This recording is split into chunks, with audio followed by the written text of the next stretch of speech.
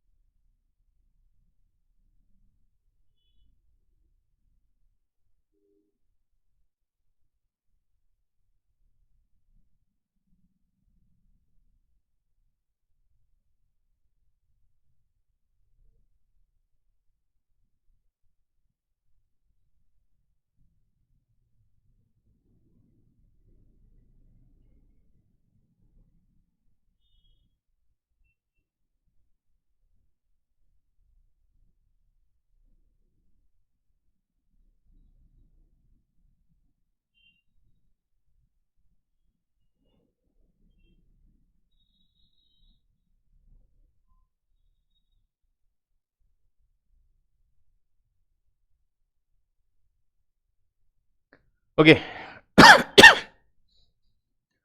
Good afternoon.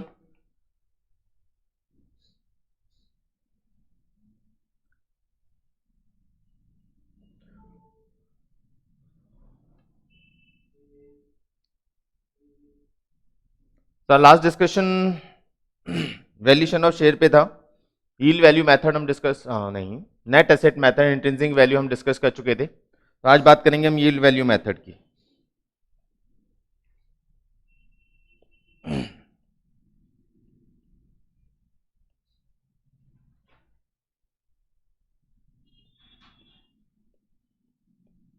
Yield value methods. Yield value जैसा कि हमने बात किया था, यील्ड वैल्यू का मतलब यहां कंपनी के शेयर का वैल्यूएशन हम कंपनी की प्रॉफिटेबिलिटी के बेसिस पे करते हैं। अब जब हम प्रॉफिटेबिलिटी के बेसिस पे कंपनी के शेयर का वैल्यूएशन निकालते हैं तो दो डिफरेंट वे में हम कैलकुलेशन करते हैं, डिपेंड ऑन कि कौन वैल्यूएशन करना चाह रहा है, हम किसके पर्पस से वैल्यूएशन कर रहे हैं। तो हमने अल्टीमेटली सारा वैल्यूएशन शेयर होल्डर के पर्पस से बात शेयर होल्डर की हो रही है, शेयर होल्डर के लिए ही हमें शेयर का वैल्यू कैलकुलेट करना है। लेकिन शेयर होल्डर को हमने दो कैटेगरी में डिवाइड कर दिया। एक वो शेयर होल्डर्स जो इंडिविजुअल शेयर होल्डर्स हैं, बहुत लिमिटेड शेयर होल्डर्स हैं, और उनको कंपनी के सिर्फ और सिर्फ डिविडेंड से मतलब है कि हमें डिविडेंड कितना मिलेगा, क्योंकि इंडिविजुअल शेयर होल्डर को डिविडेंड से आगे ज्यादा कुछ समझ में आता नहीं है कंपनी के बारे में, तो उनको सिर्फ अपने डिविडेंड से मतलब है। लेकिन जब हम मेजॉरिटी शेयर होल्डर्स की बात करते हैं तो वो कंपनी के डिविडेंड पे डिपेंड नहीं रहते, उनको कंपनी की पूरी अर्निंग से मतलब होता है, क्योंकि वो मेजॉरिटी शेयर होल्डर्स हैं, वो कंपनी के डिसीजंस भी लेने वाले हैं। तो उस पॉइंट ऑफ व्यू से यील्ड मेथड में हमने यील्ड वैल्यूएशन मेथड में हमने दो मेथड बना दिए। पहला मेथड है dividend yield method,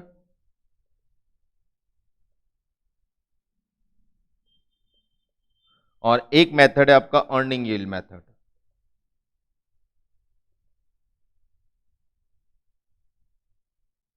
dividend yield method and earning yield method. On the basis of the earning, on the basis of the dividend, company के शेयर वैल्यूएशन को हमने या तो डिविडेंड के बेसिस पे कैलकुलेट करना है या फिर अर्निंग के बेसिस पे कैलकुलेट करना है। And both methods are very simple methods basically. Dividend yield method के according value per share is equal to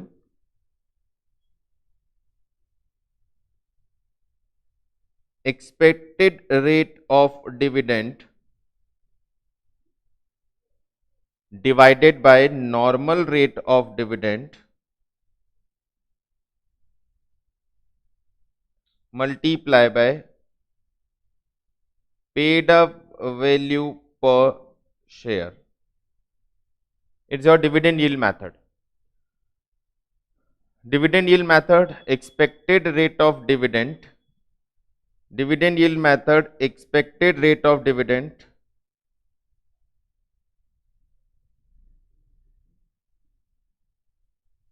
normal rate of dividend divided by normal rate of dividend multiply by paid up value per share.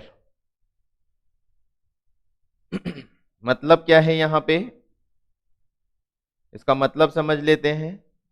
Company की share की valuation करनी है। यहां पे इन्होंने valuation का क्या क्राइटेरिया पिक किया है, पहले हम ये देख रहे हैं कि कंपनी कितना डिविडेंड पे करेगी।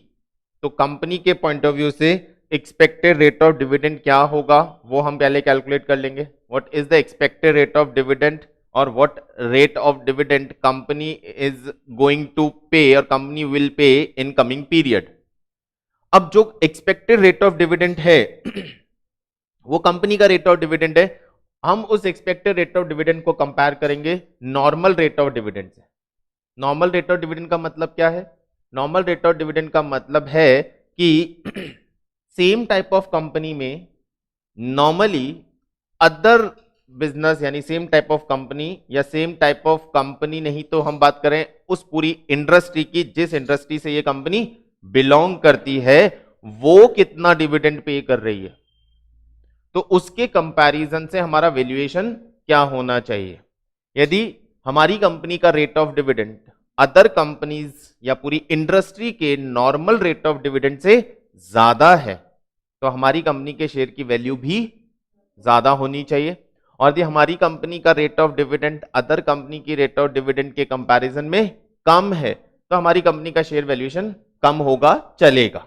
तो यहां पे हम उस क्राइटेरिया को पिक कर रहे हैं कि what normally other companies similar companies या इंडस्ट्री और belongs to that company कितना डिविडेंड पे कर रही है and the company in which we are going to invest the company that is under consideration वो कितना डिविडेंड पे करेगी या कर सकती है। एक्सपेक्टेशन की बात कर रहे हैं हम, यहां एक्चुअल डिविडेंड की बात नहीं कर रहे क्योंकि हम फ्यूचर वैल्यूएशन की बात कर रहे हैं। देन हमारे पास क्वेश्चन अराइज होता है कि सर ये एक्सपेक्टेड रेट ऑफ डिविडेंड हम कैलकुलेट कैसे करेंगे। तो इधर तो आपको ये अवेलेबल हो जाएगा कि कंपनी कितना rate of dividend next year पे करने वाली है, तो हमारा काम हो गया, एक्सपेक्टेड रेट ऑफ डिविडेंड आ गया। नहीं तो अमाउंट ऑफ डिविडेंड पता होगा जिससे पेड अप वैल्यू से हम परसेंटेज में कन्वर्ट कर लेंगे तो रेट ऑफ डिविडेंड आ गया। और या फिर आपके पास पास्ट ईयर्स में कंपनी ने कितने कितने डिविडेंड रेट से डिविडेंड पे किया है वो गिवन हो सकता है, तो हम उसका एवरेज कर लेंगे। तो या तो फ्यूचर का रेट देंगे, मतलब या तो हम कह सकते हैं expected rate of dividend to be paid given है, या फिर हम कह सकते हैं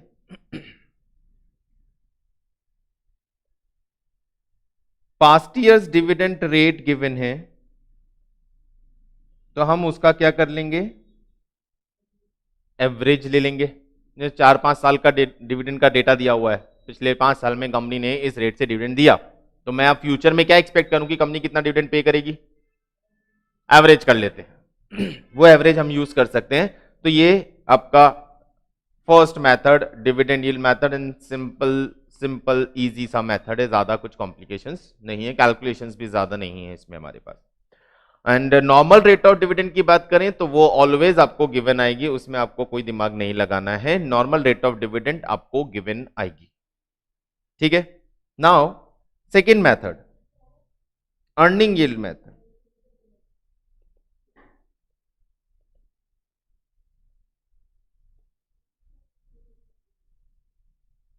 value per share is equal to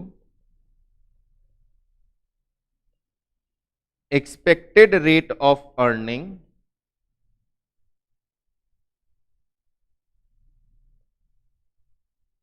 divided by normal rate of earning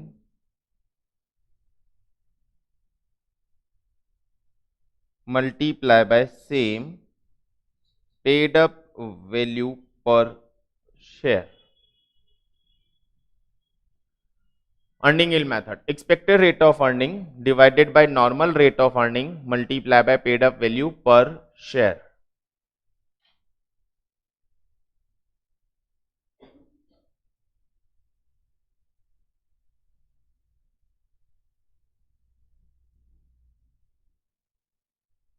Now here we are talking about majority share holders are definitely interested कि कंपनी का अर्निंग कितना है। वो सिर्फ इस चीज पे फोकस नहीं कर रही कि डिविडेंड कितना मिलता है, बिकॉज दे नो कि ultimately all the earning of the company will go to the fund providers. तो वो अर्निंग के बेसिस पे डिसीजन लेते हैं। तो अर्निंग के बेसिस पे हम कंपनी के शेयर का वैल्यूएशन कर रहे हैं।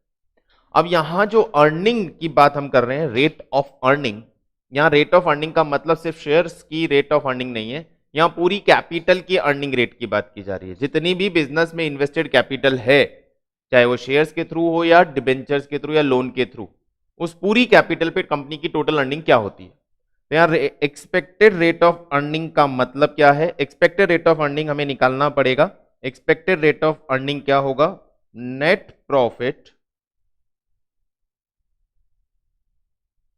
Before interest and dividend but after tax divided by capital employed and multiply by 100 तो होना ही है।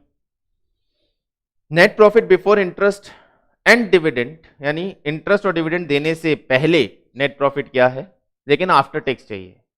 तो टैक्स पे करने के बाद इंटरेस्ट एंड डिविडेंड पे करने से पहले, तो या तो आप इंटरेस्ट माइनस करो, टैक्स माइनस करो, और उसके बाद इंटरेस्ट को ऐड बैक कर दो।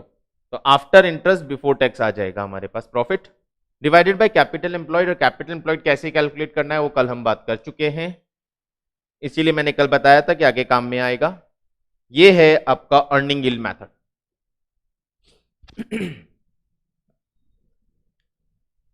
Normal rate of earning, again वही बात है, सेम इंडस्ट्री सेम कंपनी से जो नॉर्मली अर्निंग रेट आ रहा है वो अर्निंग रेट हम यहां पे यूज कर लेंगे, जो कि गिवन होगा। मल्टीप्लाई हमेशा paid up value per share से ही करना है। ये है आपके यील्ड मेथड में दो different method, based on dividend, based on earnings. अब यहां पे भी अर्निंग्स, यदि हम एक साल पे जा रहे हैं तो एक साल की अर्निंग के बेसिस पे कैलकुलेशन होगा। यदि हम लास्ट 3-4 ईयर्स के एवरेज को यूज कर रहे हैं तो फिर हम उस एवरेज के बेसिस पे चलेंगे, वो हम आगे डिस्कस करेंगे जैसे कि हम क्वेश्चंस पे चलेंगे। एक मेथड और आपके पास यहां पे हो सकता है, that is based on EPS.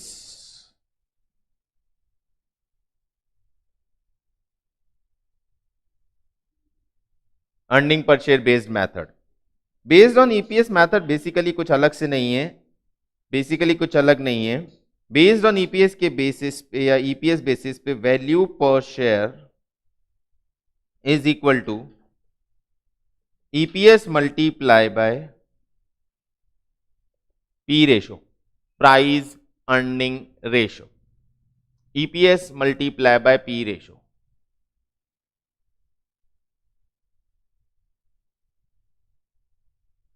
What P ratio, P ratio का फॉर्मूला होता है MPS upon EPS, market price per share divided by earning per share. अब देख लीजिए क्या कर रहा हूं मैं, अर्निंग पर शेयर से अर्निंग पर शेयर कैंसिल हो गया, मार्केट प्राइस पर शेयर बचा। यानी जनरली यहां पे जो हम वैल्यू पर शेयर ले रहे हैं ईपीएस बेसिस पे, वो basically market price per share है।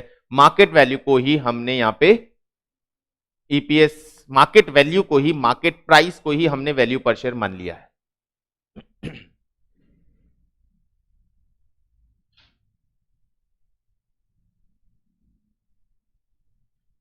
तो ये है earning yield, earning method, yield method. Yield method में दो method, dividend yield method, then earning yield method. Dividend yield method में value per share is expected rate of dividend divided by normal rate of dividend multiply by paid up value per share. हम rate of dividend के basis पे calculate करेंगे। Earning yield method में हम rate of earning के basis पे calculate करेंगे, and that is based on capital employed basically. अभी देखते हैं last, fair value of share.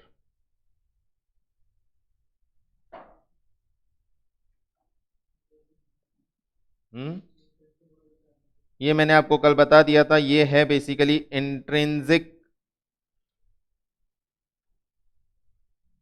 Value plus yield value divided by 2। Simple है, कोई इशू नहीं।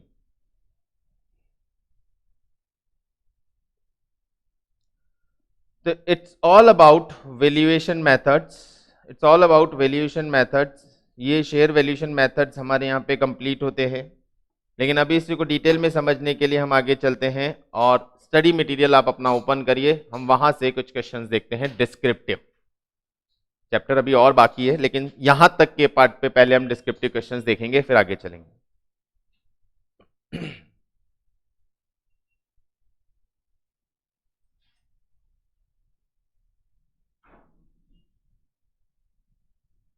It is illustration number 1, not this module, study material, because वहां तो MCQ है ना। पहले डिस्क्रिप्टिव समझ लेते हैं, जो मॉड्यूल में दिए क्वेश्चंस देख लेते हैं, उसके बाद एमसीक्यूज पे तो चलेंगे ही चलेंगे। Now the first question is the following particulars are available in relation to x limited where capital is 45,000 8% preference shares of rupees 100 each fully paid up, 50,000 equity shares of rupees 10 each fully paid up.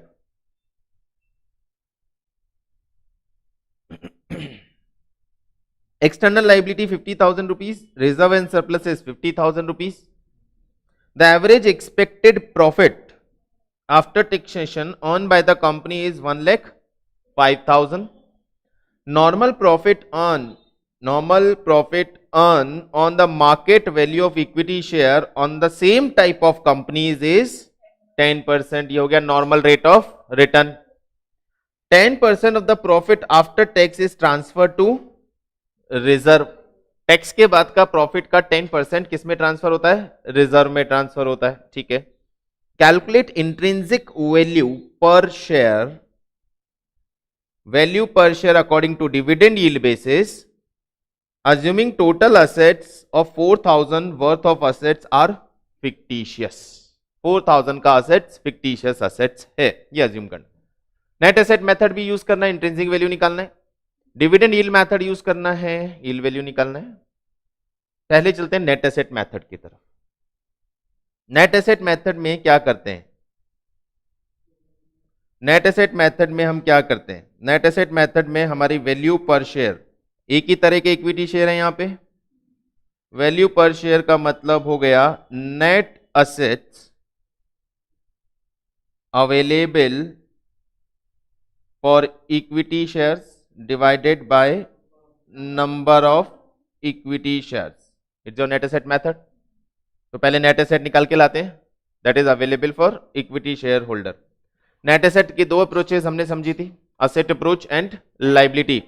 But अब देखिए, कल मैंने जैसे कि बोला था better है asset approach, लेकिन डिपेंड करता है क्वेश्चन की इंफॉर्मेशन पे।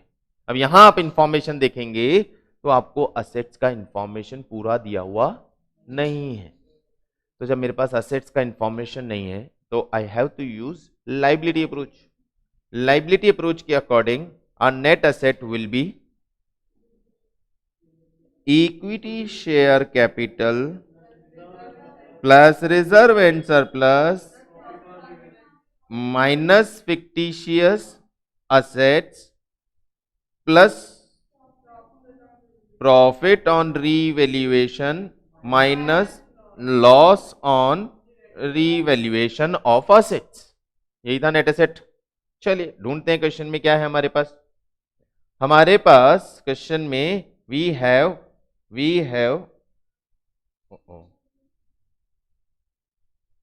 क्या हो रहा है?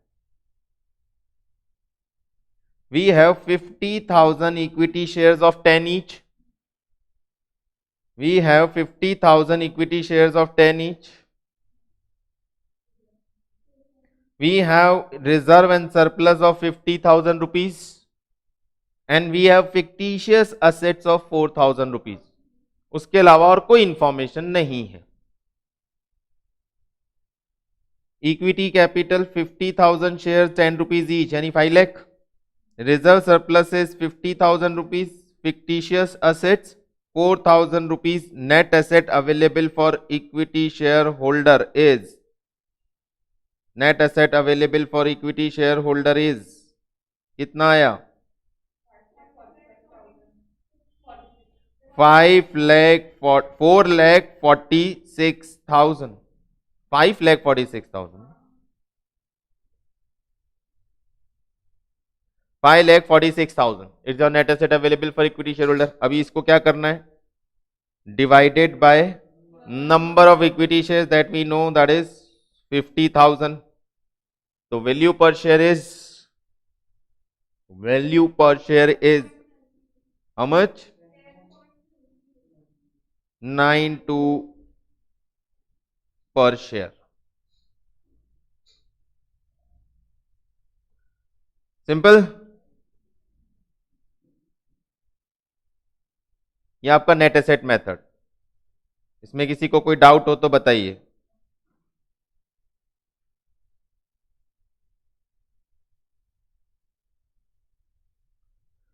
Equity share capital plus reserve and surpluses minus fictitious assets plus minus revaluation profit loss. Revaluation profit loss question में था नहीं हमारे पास, तो हमने इक्विटी शेयर कैपिटल लिया, फिक्टिशियस एसेट्स माइनस किया, रिजर्व सरप्लसेस प्लस किया, net asset available for equity share holder आ गया, divided by number of equity share, per share price आ गई, एंड इट इज सिंपल। अभी आते हैं यील्ड मेथड पे। यील्ड मेथड क्या बोलता है, डिविडेंड यील्ड मेथड।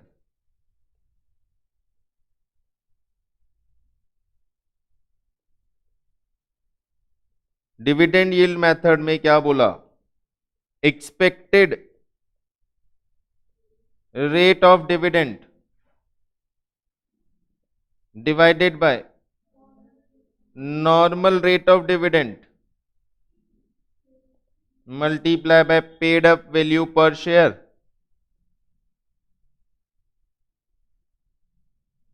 अब हमें चाहिए एक्सपेक्टेड रेट ऑफ डिविडेंड। अब एक्सपेक्टेड रेट ऑफ डिविडेंड इस इंफॉर्मेशन से कैसे निकाल के लाओगे, सोचो थोड़ा सा जल्दी से। रेट ऑफ डिविडेंड चाहिए, रेट ऑफ डिविडेंड कैसे निकाल के लाएंगे, बोलो, बहुत बात मन में मत रखना।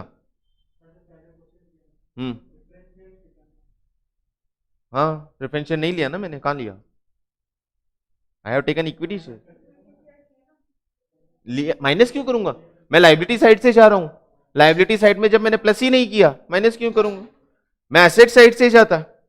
तो एसेट साइड से net asset available for equity share निकालने के लिए मुझे प्रेफरेंस शेयर माइनस करना पड़ता, मैं लाइबिलिटी साइड से जा रहा हूं, लाइबिलिटी साइड में मैंने प्रेफरेंस शेयर को नेट एसेट में ऐड ही नहीं किया है, तो माइनस क्यों करूंगा, ठीक है ना। नाउ डिविडेंड यील्ड, हमारा नेट प्रॉफिट कितना है, क्वेश्चन में दिया हुआ है, ये देखिए, average expected profit of the company is, after tax company का प्रॉफिट है 1,05,000 रुपए। अब इस आफ्टर टैक्स प्रॉफिट में से कंपनी प्रेफरेंस शेयर्स को डिविडेंड देगी, रिजर्व में कुछ ट्रांसफर करने को बोला है, ये रहा 10% रिजर्व में ट्रांसफर करेगी, बचा हुआ सारा प्रॉफिट डिविडेंड की फॉर्म में शेयर होल्डर को डिस्ट्रीब्यूट कर दिया जाएगा, ये हम अजम्पशन ले लेंगे, क्योंकि डिविडेंड यील्ड मेथड बोला है भाई मेरे को। अब डिविडेंड यील्ड मेथड के लिए कंपनी ने डिविडेंड कितना डिस्ट्रीब्यूट करेगी, हम लेते हैं एक्सपेक्टेड रेट ऑफ डिविडेंड, कितना डिविडेंड कंपनी देगी आने वाले टाइम में, तो वो मैं कैसे अंडरस्टैंड करूं, कैसे कैलकुलेट करूं। तो आप, अच्छा, आप इसके सोल्यूशन प्रोसीजर पे गए होंगे यहां पे, कि इन्होंने पहले प्रेफरेंस शेयर ऐड किया था और नीचे फिर माइनस किया था, हमने ना ऐड किया है ना माइनस किया है, डायरेक्ट कर लिया, हमें मालूम है ना net asset available for equity share holder निकालना है, तो प्रेफरेंस शेयर की बात ही नहीं की। तो अब डिविडेंड यील्ड मेथड में पहले हम रेट ऑफ डिविडेंड निकालने कंपनी का, कितना प्रॉफिट है हमारा, net profit after tax 1 lakh, इसमें से पहले हमें बोला जा रहा है transfer to general reserve 10% of this, 10% of this 10,500 rupees, ये जर्नलिज्म में ट्रांसफर हो गया। Then next thing we know कि हमें प्रेफरेंस शेयर पे डिविडेंड पे करना है, next thing we know that हमें प्रेफरेंस शेयर पे डिविडेंड पे करना है। प्रेफरेंस शेयर्स, कितने प्रेफरेंस शेयर्स हैं, ये रहे preference shares 4500 preference shares, 4500 preference shares हैं हमारे पास, 100 रुपीज ईच, 8% उनका रेट ऑफ डिविडेंड है, हमें इनका डिविडेंड पे करना है। निकालिए प्रेफरेंस शेयर का dividend, less dividend to preference share 4500 multiply by 100 multiply by 8%।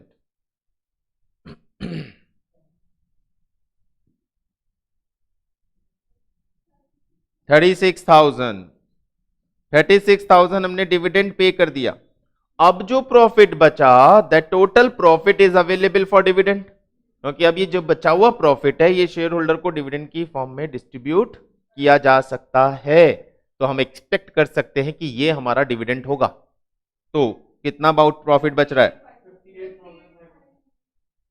58,500 rupees का डिविडेंड हमारा बचा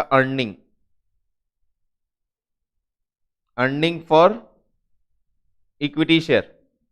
ये इक्विटी शेयर का अर्निंग है। And now I am expecting, क्योंकि डिविडेंड यील्ड मेथड मांगा है ना, मेरे को रेट ऑफ डिविडेंड दिया हुआ नहीं है, मुझे डिविडेंड यील्ड मेथड मांगा है, मुझे रेट ऑफ डिविडेंड दिया हुआ नहीं है, तो मैं ये मानूंगा कि ये अमाउंट ऑफ प्रॉफिट है जिसका मैं डिविडेंड डिस्ट्रीब्यूट करूंगा।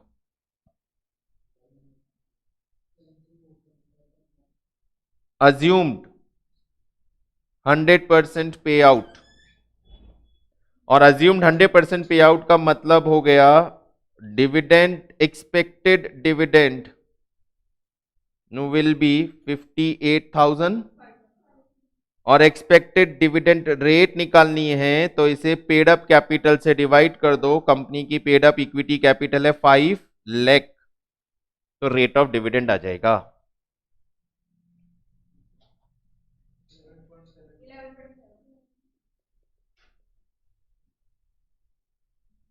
क्या किया हमने? जो भी अर्निंग्स हमारे पास बची, टैक्स पे करने के बाद, रिजर्व में ट्रांसफर करने के बाद, प्रेफरेंस शेयर को डिविडेंड देने के बाद, ये वो अर्निंग है जो किसकी है? इक्विटी शेयर होल्डर्स की अर्निंग है। अब इक्विटी शेयर होल्डर्स की अर्निंग है तो मैं यहां ये अज्यूम कर रहा हूं कि कंपनी के पास जितनी भी अर्निंग्स बचती है इक्विटी शेयर होल्डर के लिए, कंपनी वो पूरी अर्निंग अपने इक्विटी शेयर होल्डर को डिविडेंड की फॉर्म में पे कर देती है। तो how much dividend will go in the hands of the share holder? Share holder के हाथ में कितना डिविडेंड जाने वाला है? 58,500। 58,500 is the amount of dividend that will go to the shareholder. आपकी इक्विटी शेयर कैपिटल का अमाउंट कितना है? पेड अप कैपिटल कितनी है? पेड अप कैपिटल है 5 lakh. 50,000 equity share of ₹10 each, तो आपकी पेड अप कैपिटल हो गई 5 लाख रुपए। 5 लाख की कैपिटल पे, 5 लाख रुपए की इक्विटी कैपिटल पे आप 58,500 का डिविडेंड दोगे। ये क्लियर है? हम एक्सपेक्ट कर रहे हैं कि कंपनी अपनी equity capital that is of 5 lakh rupee, ये क्लियर है, उस 5 लाख रुपए की कैपिटल पे कितना डिविडेंड दे सकती है? कितना हम एक्सपेक्ट कर रहे हैं? 58,500। तो what is the rate of dividend? तो रेट ऑफ डिविडेंड कैसे निकलेगा? तो रेट ऑफ डिविडेंड हो गया 11.7%। 11 point amount of dividend divided by paid up value of equity capital. आप इसको फॉर्मूले की फॉर्म में लिखना चाहें तो लिख ले। कैसे आया ये rate of dividend?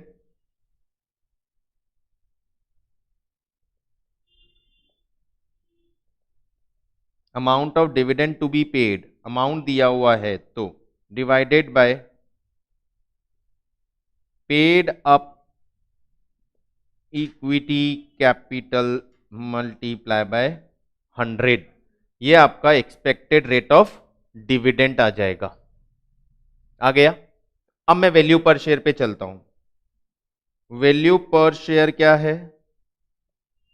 Expected rate of dividend divided by normal rate of dividend multiply by paid up value per share, तो मेरी शेयर वैल्यू आ गई 11.7 रुपीज पर शेयर। ये देखिए नॉर्मल रेट ऑफ डिविडेंड ये गिवन था आपको 10%, एक्सपेक्टेड रेट ऑफ डिविडेंड हमने निकाल लिया 11.7%, expected rate of dividend divided by normal rate of dividend multiply by paid up value per share, तो 11.7 रुपीज आपकी आ गई yield value of share. Take your time, आराम से समझें पहले ये स्क्रीन नेट एसेट मेथड की।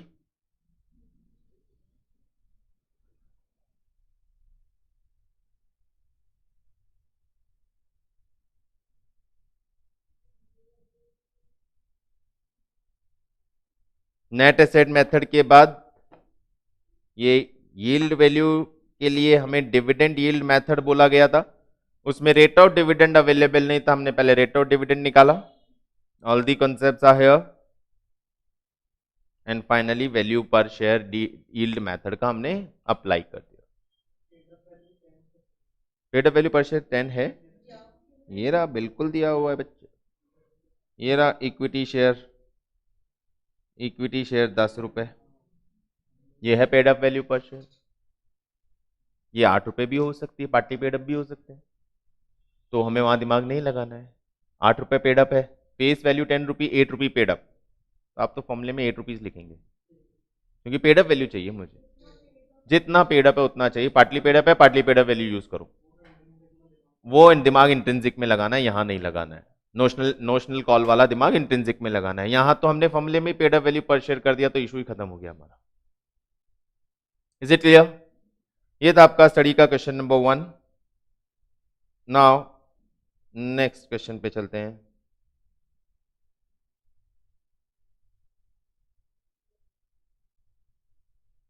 Let's question number 2।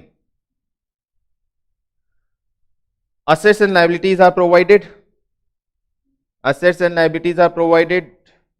Liability side में देखेंगे तो हमारे पास इक्विटी शेयर होल्डर फंड दिया हुआ है, तो इसमें क्या क्या है, उसके लिए share capital and reserve surpluses 2 lakh की शेयर कैपिटल है, 2 लाख की शेयर कैपिटल है, 72,000 के रिजर्व एंड सरप्लस है। नाउ अदर इंफॉर्मेशन पे आइए, तो अदर इंफॉर्मेशन में हमारे पास expert valuer valued land and building at 2,40,000, goodwill at 1,60,000, plant and machine का वैल्यूएशन किया उन्होंने 1,20,000। Out of the total debtors it is found that the debtor of 8,000 are bad, तो डेटर्स में 8,000 रुपए डूब जाएंगे, ये डेटर्स का करंट वैल्यूएशन आ गया। प्रॉफिट ऑफ द कंपनी, पिछले 3 सालों का प्रॉफिट दिया हुआ है कंपनी का, ठीक है, पता नहीं किस काम आएगा, ढूंढना पड़ेगा मुझे। The company follow the practice of transferring 25% to general reserve, similar type of companies earn 10% of the value of their share, normal rate of return भी दे दिया गया। Value of share of the company निकालना है, intrinsic method, yield method, fair value method. Complete question है आपके पास तीनों methods का। लेट्स स्टार्ट, फटाफट से करना शुरू करते हैं। पहले नेट एसेट मेथड के लिए आप net asset available for equity share holder निकाल दीजिए। Net asset available for equity share holder निकाल लीजिए फर्स्ट स्टेज पे। तो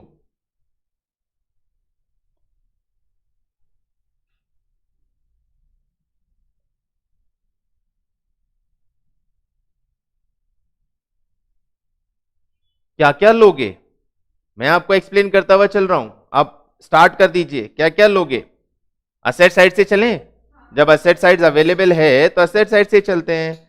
असेट में total assets excluding fictitious minus outsider liability, ये लिया जाता है। आप चाहो लाइबिलिटी साइड से चलो, I have no issue, liability side से चलो, लेकिन मैं असेट साइड से चलता हूं। नॉन करंट असेट्स में फिक्स असेट्स है हमारी 2,60,000, और 2,60,000 की फिक्स असेट्स की डिटेल हमें होनी चाहिए अवेलेबल। ये रहा, ये देखो, लैंड एंड बिल्डिंग कितने का है, 110 का, नहीं लूंगा, इसने नीचे बोल दिया 240, रिलाइजेबल वैल्यू, करंट वैल्यू, तो लैंड एंड बिल्डिंग कितने का लेंगे, 240 का। प्लांट एंड मशीन ये 120 का लेंगे। पेटेंट, पेटेंट की कोई वैल्यू दी हुई नहीं है मुझे, पेटेंट की कोई वैल्यू दी हुई नहीं है। पेटेंट की जब तक वैल्यू नहीं दी हुई होगी, पेटेंट को वैल्यू नहीं करोगे, जीरो मानोगे। इंटेंजिबल असेट की वैल्यूएशन अवेलेबल होना जरूरी है, इंटेंजिबल असेट की वैल्यू अवेलेबल होना जरूरी है। तो जल्दी से अपने आंसर पे मूव करो, सॉल्यूशन में मूव करो, लिखो land and building 2,40,000, net asset की कैलकुलेशन में लिखो land and building 2,40,000। Plant and machine 1,20,000,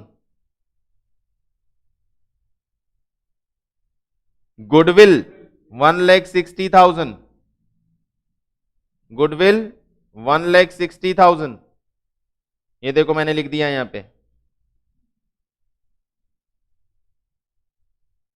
land and building, goodwill, plant and machine. अब बाकी एसेट्स पे चलते हैं। बाकी एक मिनट, जनरल रिजर्व यहां कहां से आ गया? आपको तो एसेट्स लेना है, नीचे क्यों नहीं आ रहा है? ये आ गया। बाकी एसेट्स पे चलिए, बाकी एसेट्स पे आइए। फिक्टिशियस एसेट्स से कोई मतलब नहीं है। करंट एसेट्स, करंट एसेट्स में inventories, debtors, cash at bank. इसमें डेटर्स में से कितना कम करना है? 8,000 डेटर्स में से कम करना है। 8,000 रुपीज डेटर्स में से कम करना है। 8,000 रुपीज डेटर्स में से कम करना है, क्योंकि डेटर्स में से 8,000 रुपए बैड डेट हो जाएगी, तो 8,000 डेटर्स में से कम करना है। लिख लिया? ये आ गया आपका इन्वेंट्री, डेटर्स में 8,000 रुपए कम हो गए और bank balance as it is आ गया। अभी यहां पे पेटेंट एंड कॉपीराइट एक फिक्स एसेट्स और थी। अब आपको अजम्पशन लेनी पड़ेगी कि पेटेंट एंड कॉपीराइट का करंट वैल्यूएशन नहीं दिया है तो हम लें या ना लें। इसने लिया है, इसने लिया है पेटेंट एंड कॉपीराइट, कोई रिवैल्यूएशन नहीं हुआ तो इन्होंने करंट वैल्यूएशन पे लिया है, तो हम पेटेंट एंड कॉपीराइट भी ले लेते हैं करंट वैल्यूएशन पे। अजम्पशन यही डाल दीजिएगा, पेटेंट कॉपीराइट की वैल्यू नहीं दी है तो हम ले लेंगे। ये आ गया पेटेंट एंड कॉपीराइट भी। ये हो गया आपका टोटल असेट्स 7,20,000। कोई डाउट किसी को? जो असेट्स वैल्यूएशन दिया गया था उन असेट्स को रिवैल्यूएशन पे ले लिया, जिस असेट्स का रिवैल्यूएशन नहीं दिया उसको हमने बुक वैल्यू पे उठा लिया। सारी असेट्स ले ली एक्सेप्ट फिक्टिशियस असेट। ये फिक्टिशियस असेट्स थी हमारे पास प्रिलिमिनरी एक्सपेंसेस, जिसे हमने कैलकुलेशन में नहीं लिया है। Got it? अभी क्या माइनस करना है? एक्सटर्नल लाइबिलिटी या आउटसाइडर्स लाइबिलिटी। तो लाइबिलिटी साइड पे आता हूं मैं, ये रहा लाइबिलिटी साइड हमारा। लाइबिलिटी साइड में we have current liability, we have current liability here, current liability. Long term liability दिख ही नहीं रहा मुझे क्वेश्चन के अंदर कहीं भी, तो सिर्फ क्या मिला मुझे? Current liability. करंट लाइबिलिटी में trade payables and provision for tax, ये रहा करंट लाइबिलिटी आपके पास, trade payables and provision for tax 1,28,000 and 60,000।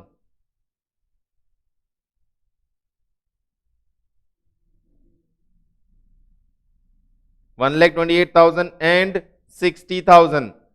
अब क्या दोनों लाइबिलिटियां माइनस होंगी?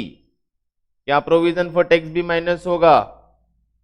नहीं, प्रोविजन फॉर टैक्स माइनस नहीं होगा, ये लाइबिलिटी नहीं है, ये प्रोविजन बनाया हुआ है, अभी एक्चुअल लाइबिलिटी फाइंड आइडेंटिफाई नहीं हुई है। तो हम करंट लाइबिलिटी में, हम लाइबिलिटी में सिर्फ लेंगे 1,28,000, 1,28,000, 1,28,000 माइनस कर देते हैं लाइबिलिटी में। कहाँ है? ये रहा, ये 1,28,000 माइनस हो गया और ये आ गई आपकी नेट असेट 5,92,000। अभी क्या लेस करना है? प्रेफरेंस शेयर्स, लेकिन क्वेश्चन में प्रेफरेंस शेयर्स नहीं है, तो ये आ गई net asset. Net asset divided by number of equity shares, ये आ गया आपका नेट एसेट वैल्यू और इंट्रिंसिक वैल्यू।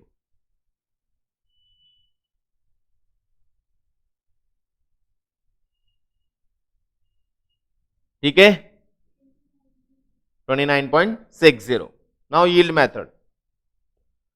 यील्ड मेथड में जैसे हमने पिछला क्वेश्चन किया था एग्जैक्टली वैसे ही, नेट प्रॉफिट से शुरू करो, नेट प्रॉफिट से शुरू करो। अब नेट प्रॉफिट सर दिया हुआ ही नहीं है, नेट प्रॉफिट दिया हुआ नहीं है, नेट प्रॉफिट दिया हुआ नहीं है। अब यहां असेट्स के रिवैल्यूएशन दिए हुए थे, तो अब थोड़ा केयरफुली समझिएगा what I am gonna say. आप पूरी कैलकुलेशन मेरी यहां पे ध्यान से समझिएगा। मेरे पास करंट ईयर का प्रॉफिट अवेलेबल नहीं है, ठीक है, लेकिन करंट ईयर के प्रॉफिट के साथ साथ ये बैलेंस शीट कौन से साल की है? 2014 की, और मेरे पास 2014 के साथ साथ पिछले 2 सालों का प्रॉफिट भी दिया हुआ है। तो व्हाट आई विल डू, मैं इन तीनों साल के प्रॉफिट का कर दूंगा एवरेज। लेकिन ये जो करंट ईयर का प्रॉफिट है, क्या इस करंट ईयर के प्रॉफिट में कोई चेंजेस आने वाले हैं अभी? क्या करंट ईयर के प्रॉफिट में कोई चेंजेस आए हैं क्या? अभी आए हैं। क्या चेंजेस आए हैं? क्या चेंजेस आए हैं? रिवैल्यूएशन हुआ है, तो उससे प्रॉफिट में क्या चेंज आता है भाई? रिवैल्यूएशन से। रिवैल्यूएशन प्रॉफिट तो कैपिटल प्रॉफिट होता है, उससे इस साल के करंट ईयर के रेवेन्यू प्रॉफिट पे क्या चेंज आएगा? ये कौन सा प्रॉफिट है? Distributable profit. Revaluation of asset, revaluation of fix asset से जो भी प्रॉफिट या लॉस होता है वो कैपिटल प्रॉफिट होता है, पढ़ा है हमने पिछले चैप्टर्स में। और वो कैपिटल प्रॉफिट आपके इस डिस्ट्रीब्यूटेबल प्रॉफिट को अफेक्ट कैसे कर सकता है? क्या वो रिवैल्यूएशन प्रॉफिट डिस्ट्रीब्यूटेबल प्रॉफिट है? नहीं है। तो फिर क्या चेंज आया है? चेंज आया, आप क्या कर रहे हो यहां पे? आप इस 3 साल के प्रॉफिट के बेसिस पे फ्यूचर का एक्सपेक्टेड प्रॉफिट कैलकुलेट कर रहे हो। अब इस रीवैल्यूएशन में क्या क्या हुआ वो समझिए। सबसे मेन चीज, हमारे डेटर्स में 8000 की बेड डेट्स है। बेड डेट है, क्या बेड डेट नेट प्रॉफिट को अफेक्ट करता है? हाँ, बेड डेट पीएनएल में जाती है, वो डिस्ट्रीब्यूटेबल प्रॉफिट को अफेक्ट करती है। तो ये जो बेड डेट हुई है, ये बेड डेट यहां से माइनस हो जाएगी। पहली चीज, बेड डेट हुई ना, और बेड डेट हुई तो बेड डेट तो करंट ईयर प्रॉफिट में से माइनस होनी चाहिए। तो बेड डेट हमने करंट ईयर प्रॉफिट से माइनस कर दी। और क्या हुआ है जो करंट ईयर प्रॉफिट को, जो रेवेन्यू प्रॉफिट को, जो डिस्ट्रीब्यूटेबल प्रॉफिट को अफेक्ट करेगा? सर, लैंड एंड बिल्डिंग का रीवैल्यूएशन हुआ है, और लैंड एंड बिल्डिंग के रीवैल्यूएशन में 1,30,000 रुपए का प्रॉफिट दिख रहा है सर हमें। यहां पे दिख रहा है ना, 1,10,000 की दिखा रखी थी लैंड एंड बिल्डिंग, और अभी लैंड एंड बिल्डिंग कितनी दिखा रखी है आपने? कितनी रिवैल्यू हो गई? 2,40,000 पे रिवैल्यू हो गई। कितना रिवैल्यूएशन प्रॉफिट हुआ? 1,30,000 रुपये। ये कहां जाएगा? कैपिटल रिजर्व में। ये करंट ईयर प्रॉफिट को अफेक्ट, बिल्कुल सही बात है। तो क्या लेना देना फिर मुझे इससे? है एक जगह। अब अगले साल यदि मैं डेप्रीशिएशन लगाने जाऊंगा, तो अगले साल अब लैंड एंड बिल्डिंग पे डेप्रीशिएशन किस अमाउंट पे लगेगी? 1,10,000 पे या 2,40,000? बिल्कुल लगती है बाबा, लैंड पे नहीं लगती, बिल्डिंग पे लगती है। इसलिए लैंड एंड बिल्डिंग पे डेप्रीशिएशन लगती है। सिर्फ लैंड होता तो नहीं लगती, लैंड एंड बिल्डिंग है तो डेप्रीशिएशन लगेगी। अब डेप्रीशिएशन आपने तो अभी बुक्स में डेप्रीशिएशन लैंड एंड बिल्डिंग की करंट वैल्यू यानी 1,10,000 रुपए पे लगा दिया होगा, लेकिन रीवैल्यू करते ही लैंड एंड बिल्डिंग की वैल्यू 1,10,000 से इंक्रीज हो गई 2,40,000 रुपए। तो डेप्रीशिएशन किस पे लगना चाहिए था? 2,40,000। या यूं कहें कि 1,30,000 रुपए की वैल्यू में जो इंक्रीज आया है, इस पे एडिशनल डेप्रीशिएशन लगना चाहिए, जो कि नहीं। और यदि लगता तो किसको अफेक्ट करता? प्रॉफिट को अफेक्ट करता ना। तो यहां से मैं डेप्रीसिएशन किस पे? इस प्रॉफिट वाले पार्ट पे जो डेप्रीसिएशन लगना चाहिए वो भी माइनस करूंगा। बात समझ में आई? मैं सिर्फ हिंट देख के क्वेश्चन को अभी खत्म करूंगा, क्योंकि आज का हमारा टाइम अभी कम बचा है, नेक्स्ट क्लास टेक्स्ट का शुरू होने वाला है। एक और पॉइंट, इसको कल कंटिन्यू करेंगे। फिर plant and machine, plant and machine में 10,000 रुपए का लॉस हो रहा है। यहां पे प्लांट एंड मशीन में 10,000 रुपए का लॉस, मतलब आपने प्लांट एंड मशीन पे डेप्रीशिएशन लगाया होगा तो किस वैल्यू पे लगाया होगा? बुक वैल्यू यानी 1,30,000 पे। अब उसका रिवैल्यूएशन हो गया 1,20,000 पे, तो डेप्रीशिएशन लगना कितने पे चाहिए था? 1,20,000 पे। तो आपने 10,000 रुपए के अमाउंट पे डेप्रीशिएशन ज्यादा लगा दिया, तो उसे ऐड करना पड़ेगा। अब उसे रिवर्स करना पड़ेगा, तो वो ऐड करना पड़ेगा। प्रॉफिट को अफेक्ट करेगा नहीं करेगा? बिल्कुल करेगा। ये 3 आइटम आपके प्रॉफिट को, करंट ईयर प्रॉफिट को अफेक्ट करेंगे। तो हम इन तीनों की कैलकुलेशन करने के बाद करंट ईयर का जो ये प्रॉफिट है 96,000, इसको ठीक कर लेंगे, फिर एवरेज निकालेंगे, फिर एवरेज निकालेंगे। देखते हैं, यहां एक बार दिखा देता हूं, फिर कल वापस और समझा दूंगा। ये देखिए, बैड डेट चेंज हो गई, एवरेज प्रॉफिट निकाल लिया। ये देखो, डेप्रीशिएशन 1, डेप्रीशिएशन 2, रेट यहां पे क्वेश्चन में दी हुई नहीं थी, यहां पे इन्होंने अज्यूम करके इसको सॉल्व किया है। हमारा इतना डिटेल क्वेश्चन एग्जाम में नहीं आने वाला है, ये समझने, एमसीक्यू है लेकिन ये समझने के पर्पज से है।